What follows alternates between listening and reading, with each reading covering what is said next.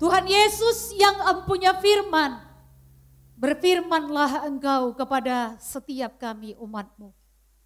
Nyatakanlah kehendak-Mu ya Tuhan, nyatakanlah rencana-rencana-Mu, nyatakanlah perintah-Mu, agar melaluinya hidup kami berkenan kepada Tuhan. Biarlah Roh Kudus boleh bekerja di tengah-tengah kami, membuat kami mengerti akan firman-Mu, membuat kami percaya kepada firman-Mu, membuat dan mendorong kami untuk menaati firman yang hidup. Terima kasih ya Tuhan, biarlah segala pujian penyembahan yang sudah kami nyanyikan itu berkenan di hati-Mu dan itu meninggikan Engkau Allah kami yang hidup. Hamba-Mu yang lemah ini yang akan menyampaikan firman-Mu, biarlah Tuhan saja yang akan bekerja dan berbicara melalui dirinya. Sehingga nama Tuhan ditinggikan dan dimuliakan. Terpujilah Engkau Tuhan dan Allah kami, di dalam nama Tuhan kami Yesus Kristus kami telah berdoa dan bersyukur. Amin. Jemaat silakan duduk. Shalom. Shalom. Iya. Puji Tuhan, saya melihat di minggu kelima hari ini jemaat-jemaat sepertinya rajin beribadah, ya. Rajin baik di atas ya lumayan penuh, di lantai 2 juga cukup penuh, mudah-mudahan di lantai 1 juga penuh ya, ini luar biasa ya. Baik Bapak Ibu, kita hari ini akan mendengarkan firman Tuhan, merenungkan firman dengan tema jangan ragu. Nats khotbah diambil dari Amsal 3 ayat 5 sampai 6, ada 2 ayat. Mari kita membuka firman Tuhan bersama-sama dan kita akan bacakan bagian firman Tuhan ini juga bersama-sama. Mari kita katakan kepada diri kita bagian firman Tuhan ini dengan iman. Amsal 3 ayat 5 sampai 6. Jika sudah mendapatkannya, mari kita membaca bersama-sama 2, 3. Ya, percayalah kepada Tuhan dengan segenap hatimu dan janganlah bersandar kepada pengertianmu sendiri. Akuilah Dia dalam segala lakumu, maka Ia akan meluruskan jalanmu. Kok enggak ada suara ya saya dengarnya? Buka handphonenya juga boleh, asal jangan jadi WA-an atau medsosan begitu ya. Semua baca bagian firman Tuhan, hanya 2 ayat saja ya. Amsal 3 ayat 5 dan 6, 2, 3 ya.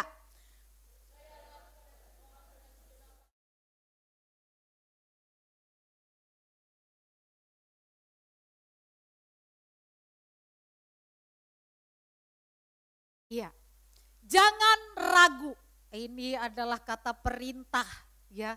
Jangan ragu dan sekaligus larangan bagi setiap orang percaya kepada Tuhan. Jangan ragu. Bapak Ibu, manusia itu dalam kehidupan sehari-hari biasanya suka ragu. Ya, kalau anak sekolah, hari ini cukup banyak anak sekolah itu biasanya suka ragu dengan jurusannya ya. Aduh, jurusan apa ya? Saya mau ambil ini, wah ragu, jangan yang ini, aduh bingung begitu ya, ragu. Kalau dia kuliah dia suka ragu, mau ambil fakultas apa begitu ya. Mau ambil kedokteran, mau ambil ini, sudah ambil ini, tetap ragu. Ya. Juga ada orang yang suka meragukan orang-orang di sekelilingnya, ragu untuk melangkah. Bapak Ibu, untungnya ya pagi-pagi itu suami istri waktu bangun tidur, suaminya enggak ragu sama istrinya, ya kan? Saya khawatir jika bangun-bangun tidur, tiba-tiba istrinya bilang suaminya bilang sama istrinya, kebangun gitu, loh kamu siapa? Kok tidur sama saya? Wah nanti istri saya marah loh, ya kan? Wah itu bahaya Bapak Ibu. Ya, jadi manusia itu suka ragu. Kalau sampai terjadi seperti itu bisa enggak? Bisa saja Bapak Ibu kalau misalnya suaminya sudah mulai mengalami amnesia. Lupa dia, ini istri saya apa bukan gitu ya. Semoga suami-suami di sini enggak ragu sama istrinya ketika bangun tidur. Sebaliknya juga Istri-istri jangan sampai ragu, ini suami saya bukan kok, kayaknya kemarin rambutnya hitam, kok sekarang dia putih gitu kan. Padahal baru dicat putih kemarin begitu kan. Nah Bapak Ibu, memang begitulah manusia, suka ragu. Dan Bapak Ibu, apalagi kalau kita ini sedang menghadapi masa-masa yang sulit, kondisi-kondisi yang sulit, kita rentan terhadap keraguan. Kita ragu kepada Tuhan. Tuhan ini ada apa enggak sih? Tuhan ini memperhatikan saya enggak sih? Tuhan ini sayang enggak sama saya? Kenapa Tuhan membiarkan saya kesulitan seperti ini? Tuhan di mana? Ya kita juga bisa meragukan Tuhan Bapak Ibu sekalian. Ya, kita ragu di mana eksistensi Tuhan berada ketika kita mengalami masa-masa yang sulit, ketika kita menghadapi akan penderitaan. Kita mulai meragukan ada Tuhan atau tidak di dalam hidup kita.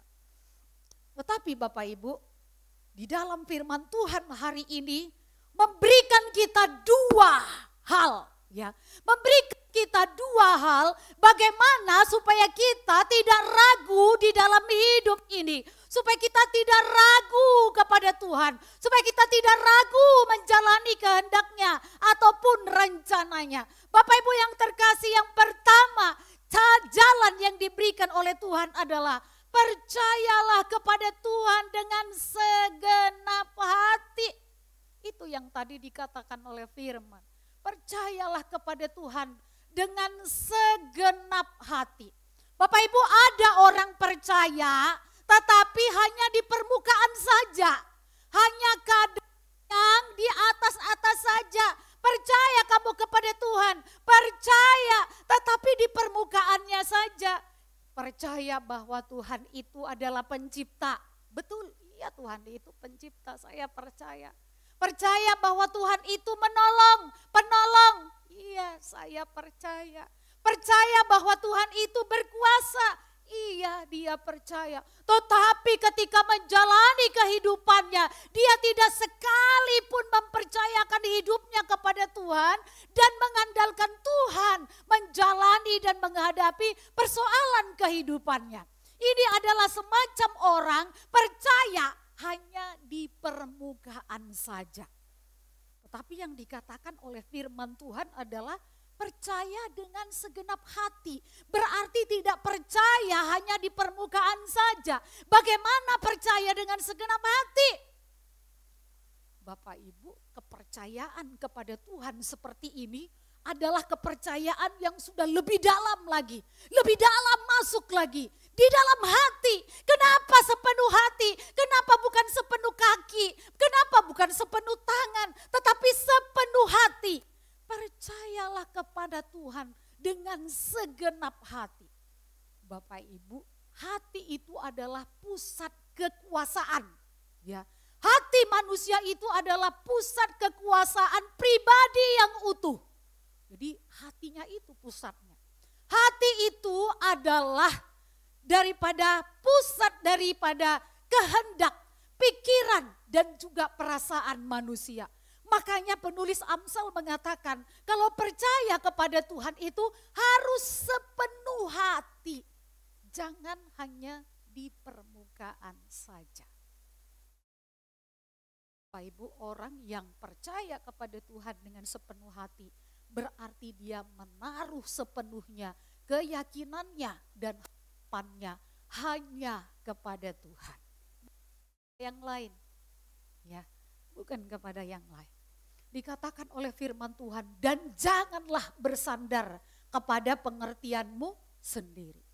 Kadang-kadang Bapak Ibu, Tuhan itu saingan dengan pikiran kita. Yaitu bersaing ketat. Tuhan ngomongnya apa, pikiran kita ngomongnya apa. Tuhan mau arahkan kita kemana, logika kita mengarahkan kita kemana. Tetapi firman Tuhan mengatakan jangan bersandar kepada pengertianmu sendiri. Kenapa kita tidak boleh bersandar? Maaf, tadi kepercayaan saya lupa yang ini. Oke. Kenapa kita tidak boleh bersandar kepada pengertian kita sendiri? Karena firman Tuhan yang mengatakan jangan bersandar kepada pengertian kita sendiri. Bapak Ibu yang terkasih, kita tidak boleh bersandar kepada pengertian kita sendiri karena jalan kita bisa salah. Jalan kita itu tidak sempurna, tetapi jalan itu adalah sempurna. Firman Tuhan di dalam Mazmur 18 ayat 30 berkata, "Adapun Allah, jalannya sempurna, janji Tuhan adalah murni. Dia menjadi perisai bagi semua orang yang berlindung padanya." Jadi kenapa kita enggak boleh bersandar pada diri kita sendiri, pengertian kita sendiri, jalan kita itu bisa salah, tetapi jalan Tuhan itu sempurna. Kenapa kita tidak boleh bersandar pada pengertian kita sendiri, harus bersandar kepada Tuhan. Hati Allah itu tidak akan berubah. Ya. Jadi dia tidak akan dulu dia cinta, sayang kepada kita, terus sekarang gak sayang lagi, gak cinta lagi, atau sebulan lagi, atau 10 tahun lagi, atau nanti 100 tahun lagi tidak sayang lagi, tidak. Tetapi kalau dia mengasihi kita dari semula dan sampai kepada kesudahannya, dia pasti mengasihi kita. Jadi hatinya itu tidak mungkin akan berubah, tetapi hati manusia itu berubah-berubah. Ya kalau sekarang situasinya enak ya hati saya sekarang seperti ini. Tapi kalau hati saya sebentar lagi marah maka dia akan berubah juga ikut keputusannya, hatinya, apanya, emosinya semua berubah. Tetapi hati Allah tidak akan berubah. Ya, firman Tuhan berkata Allah bukanlah manusia sehingga ia berdusta. Bukan anak manusia sehingga ia menyesal. Masakan ia berfirman dan tidak melakukannya atau berbicara dan tidak menepatinya. Jadi sekali Tuhan berkata mengasihi kita, dia pasti akan mengasihi kita selama-lamanya. Dia tidak akan berubah seperti manusia. Mengapa kita juga bersandar kepada pengertian kita sendiri? Karena sudut pandang Tuhan itu kekal, sedangkan sudut pandang kita itu hanya terbangun dari hari ke sehari. Ya. Jadi kita itu sangat terbatas di dalam hal sudut pandang. Sudut pandang kita itu tidak komprehensif, tidak holistik, ya tidak menyeluruh. Tidak semua kita tahu dari A sampai Z, kehendak Tuhan, rencana Tuhan, bahkan isi hati Tuhan. Tetapi sudut pandang Tuhan itu dikatakan kekal. Itu tertulis di dalam Mazmur 90 ayat 2. Sebelum gunung-gunung dilahirkan dan bumi dan dunia diperanakkan, bahkan dari selama-lamanya sampai selama-lamanya. Ya, jadi Tuhan itu sudah ada sehingga sudut pandangnya itu adalah kekal adanya. Dari kekal sampai kekal. Dan yang terakhir, jangan bersandar pada pengertian kita sendiri adalah karena segala yang akan terwujud itu adalah rencana dan kehendak Tuhan, bukan kehendak kita. Apapun kita rencanakan, apapun yang kita mau, pada akhirnya bukan yang kita mau, bukan yang kita kehendaki ternyata yang jadi. Tetap kehendak Tuhan. Begitu kan realita kehidupan kita Bapak Ibu Jemaat. Tetap kehendaknya yang jadi. Jadi itulah sebabnya kita jangan bersandar kepada pengertian kita. Pengertian kita lemah, pengertian kita terbatas. Tetapi kehendak Tuhan itulah yang sempurna. Nah Bapak Ibu yang dikasihi oleh Tuhan, agar kita tidak merasa ragu kepada Tuhan, tidak merasa ragu menjalani akan kehendak Tuhan, maka kita harus mempercayai Tuhan dengan sepenuh hati kita dan segenap hati kita. Bapak Ibu yang terkasih, yang kedua, agar kita tidak ragu, maka setiap kita perlu mengenali, percayai dan taati akan kehendak Tuhan. Kita perlu kenali, udah kenal percayai, sudah percaya kita harus taati. Kita kalau kenal, kenal saja tapi enggak percaya, enggak jadi apa-apa. Kalau kita kenal, kita percayai, hanya percaya aja tapi tidak ditaati, juga kita tidak mengalami Allah. Ya, tetapi harus juga menaatinya. Mari kita lihat bagian firman Tuhan tadi yang sudah kita bacakan. Akuilah dia di dalam segala lakumu. Akuilah dia di dalam segala lakumu. Bapak Ibu, akui dalam bahasa aslinya itu adalah mengetahui, ya, mengenali, mengenal. Jadi ketahuilah Allah atau kenalilah Allah dengan baik. Nah, kalau kita mau mengenal Allah, kita mau mengetahui tentang Allah, tentu Bapak Ibu kita harus bergaul dengannya. Iya kan? Kita harus bergaul supaya kita bisa mengenal dia. Supaya kita bisa mengakui dia. Bagaimana kita mengakui seseorang yang tidak kenal. Maka kita harus kenali dia Bapak Ibu. Saya akan menunjukkan bahwa orang yang tidak mengenal itu tidak bisa mengasihi, ya kan? Nah, orang biasanya tidak kenal, kemudian kenal baru berpacaran. Setelah berpacaran kemudian semakin kenal. Makin kenal rasanya makin sayang, makin ada komitmen, makin ada hati mau sama-sama bertumbuh di dalam Tuhan, ada komitmen untuk hidup bersama-sama, kemudian memutuskan untuk menikah. Setelah menikah semakin kenal satu dengan yang lain. Setelah kita kenal, tahulah kita apa sih mau dia, apa sih yang gak mau dia, apa yang menyenangkannya, apa yang membuat dia marah. Bapak Ibu, dengan Tuhan kita harus mengetahui Tuhan.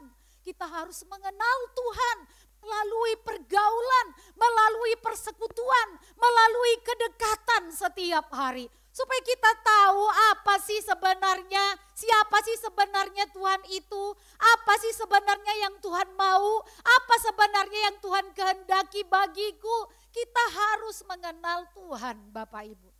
Ketika kita sudah mengenal Tuhan Bapak Ibu, maka kita akan membawa seluruh pengenalan kita itu, semua yang kita tahu itu tentang Tuhan ke dalam hidup kita. Ya, jadi menghubungkan semua pengetahuan kita tentang Tuhan itu kepada hidup kita, kepada diri kita. Ketika kita menghadapi suatu situasi sukacita, pikiran kita, hati kita terhubung kepada apa yang kita tahu tentang Tuhan. Apa yang kita kenali tentang Tuhan. Apa yang kita percayai tentang Tuhan. Supaya kita bisa menghadapi sukacita, kebahagiaan itu sesuai dengan maunya Tuhan. Karena kita udah tahu apa yang dia mau, apa yang tidak dia mau. Ya. Jadi ketika kita senang, kita hubungkan diri kita kepada apa yang kita ketahui tentang Tuhan. Sebaliknya Bapak Ibu, dalam kehidupan kita situasi tidak selalu menyenangkan, situasi tidak selalu mendukung. Ketika kita kesulitan, ketika kita menderita, ketika kita menangis, ingat juga Bapak Ibu untuk menghubungkan lagi firman Tuhan, menghubungkan lagi tentang Tuhan yang kita ketahui, yang kita kenal itu ke dalam kehidupan kita, agar kita tahu bagaimana menghadapi kesedihan ini, bagaimana caranya menghadapi penderitaan ini, agar saya tidak berdosa, agar saya tidak menyakiti hati Allah, agar saya tetap berkenan kepada Tuhan. Hubungkan lagi apa yang kita kenal, apa yang kita tahu tentang Tuhan itu di dalam pergumulan kita yang sedang kita jalani. Bapak Ibu, seperti itu kita mengakui Dia di dalam segala laku kita. Jadi ada firman-Nya, ada kehendak-Nya yang kita jalankan, yang kita lakukan, kita kerjakan, kita taati, walaupun kita senang dan walaupun kita susah. Jadi diakui Dia di dalam segala laku kita. Kita membawa cara-cara yang Tuhan mau untuk menghadapi segala hal yang sedang kita alami di dalam kehidupan kita. Maka Ia akan meluruskan jalanmu. Dengan demikian kita orang-orang percaya dibawa ke dalam kehendak Tuhan. Dia meluruskan jalan kita. Saya akan memberikan satu contoh tokoh yang mempercayai Tuhan dengan segenap hati dan juga mengakui Tuhan di dalam segala lakunya. Bapak Ibu, itu adalah tokoh Alkitab bernama Daniel. Daniel ini adalah seorang tawanan dari Yerusalem ke Babel. Dia itu adalah salah satu tawanan pilihan yang dipilih nantinya akan melayani sebagai pegawai di istana Babel. Bapak Ibu, baru dia datang dari Yerusalem, semua orang khususnya yang pilihan ini dijamu untuk makan makanan daripada Raja Babel. makanannya tentu enak Bapak Ibu. Pasti gizinya ya semua pasti diperhatikan dengan sempurna begitu. Dan harusnya itu adalah menjadi satu kesempatan bagi tawanan-tawanan untuk memanfaatkan kesempatan bahwa dia mendapatkan makanan yang baik, makanan yang sehat, makanan yang lezat tentunya. Ya. Bapak Ibu, kita perhatikanlah Daniel ya. Daniel dikatakan dia berketetapan untuk tidak menajiskan dirinya dengan santapan raja dan dengan anggur yang biasa diminum raja. Dimintanyalah kepada pemimpin pegawai istana itu supaya ia tak usah menajiskan dirinya. Sekilas saya berpikir apa yang najis dengan makanan raja itu? Bukankah itu adalah suatu kesempatan yang baik harusnya untuk Daniel bisa makan makanan lezat gitu ya. Saya pikir, saya juga penasaran bagaimana sih makanannya Pak Jokowi, saya juga nggak tahu ya. Tapi saya juga penasaran kalau dia lagi makan yang dihidangkan apa sih gitu ya. Apakah karedok begitu seperti yang biasa dia mampir di warung-warung begitu. Ya kan, nah harusnya itu adalah suatu kesempatan. Tetapi Daniel berkata dia berketetapan untuk tidak menajiskan dirinya. Nah Bapak Ibu, pada waktu itu berdasarkan akan kultur pada waktu itu, seorang raja makanannya itu akan selalu dikaitkan dengan kultur bangsa itu dan juga kepercayaan bangsa itu. Ya, sehingga Daniel tahu betul akan hal itu dan dia menetapkan hatinya untuk tidak mau menajiskan dirinya untuk makanan-makanan yang seperti demikian, meskipun makanan itu harusnya lezat dan bergizi. Nah Bapak Ibu, saya melihat bahwa Daniel membawa selalu akan firman Tuhan, kehendak Tuhan, rencana Tuhan di dalam kehidupan dia apapun yang dijalaninya. Ya, jadi dia selalu terkoneksi gitu loh. Selalu dia ingat, apakah ini yang Tuhan mau?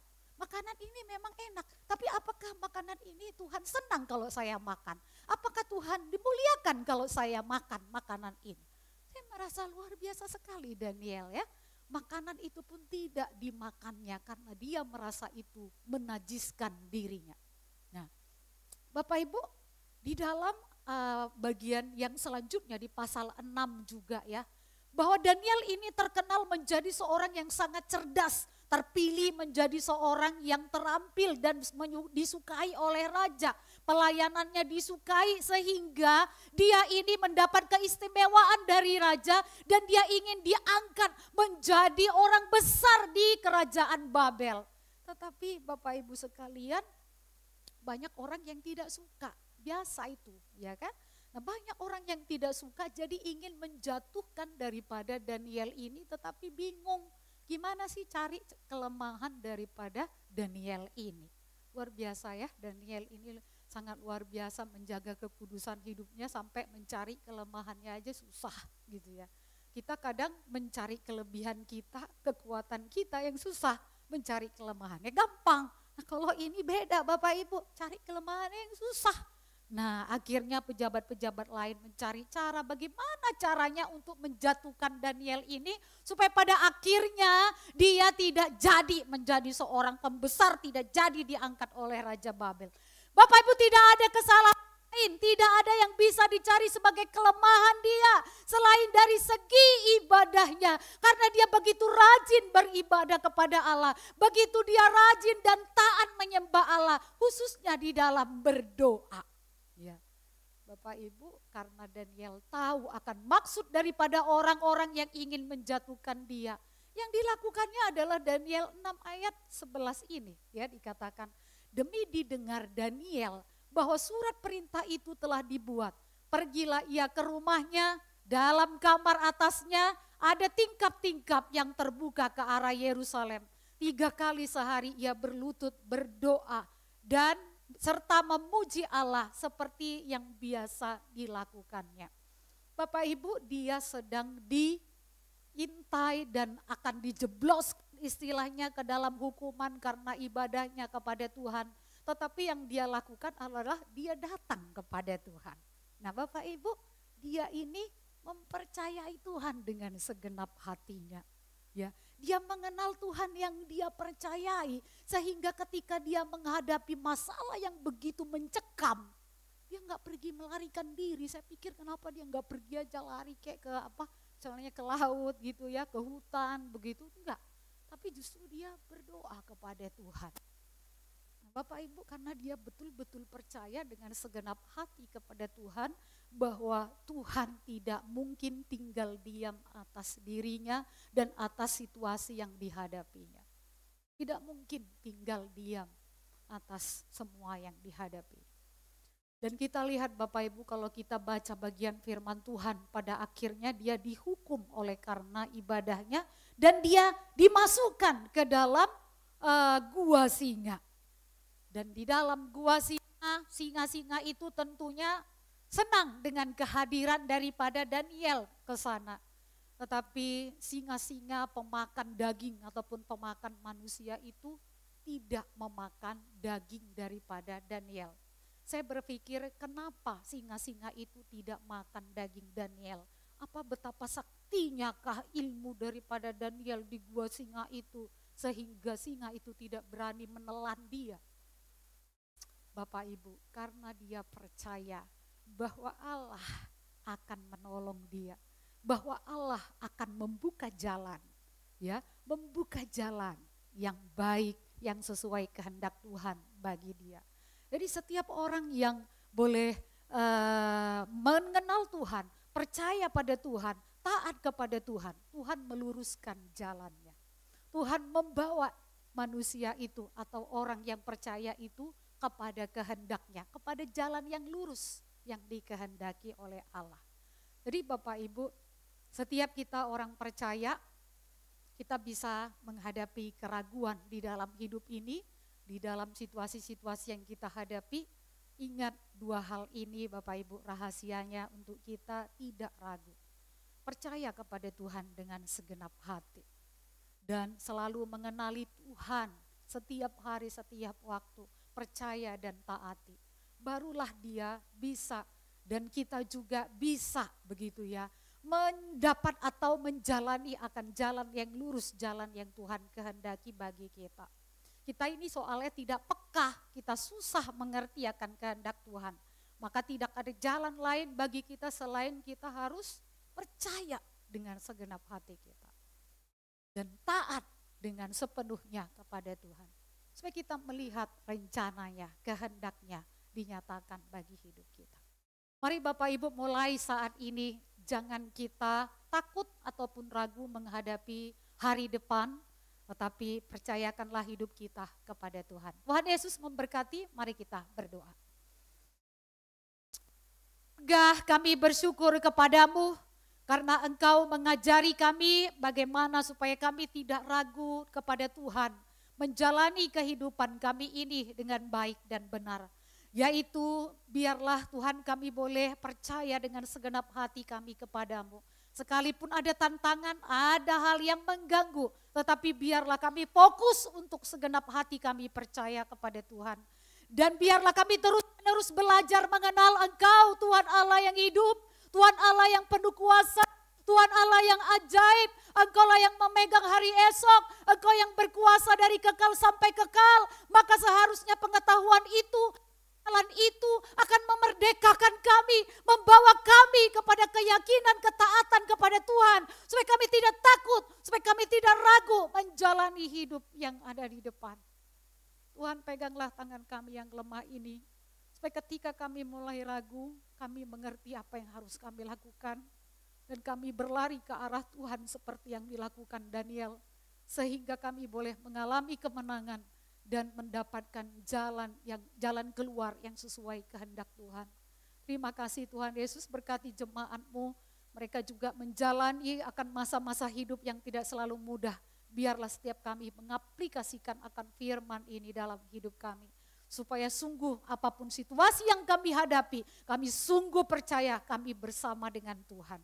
Terima kasih Bapa di dalam surga, terpujilah Engkau Tuhan dan Allah kami, di dalam nama Tuhan kami Yesus Kristus, kami telah berdoa dan mengucapkan syukur. Amin.